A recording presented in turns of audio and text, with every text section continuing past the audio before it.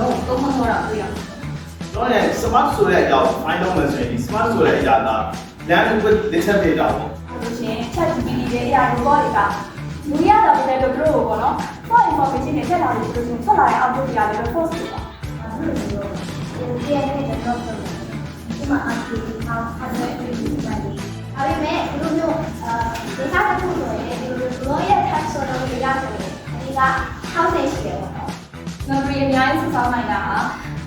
quality ဖြစ်ပြီးတော့ intelligence ဆိုတာ quality ဖြစ်တခုကိုသူကြီးရဲ့ကိစ္စတွေကဆန့်ပြီးသွားတယ်အဲ့လိုပြောရလို့ဒီကအကြောင်းဘာတစ်ခုအကြောင်းနဲ့လို့ရှိရင်ပါအဲ့ဒီလိုမျိုးခေါ်နိုင်တယ်။ဘာလို့ကြည့်ပြီးတော့ဘာမှမသိဘူးနိုင်တယ်။မိုင်းဒီနိုင်တယ်ဆိုတာကိုဒီဟာကိုသိတဲ့နေရာကိုဆိုတာ။ ဒီရိတ်မှာချစ်ပြားရင်းထည့်ပြီးတော့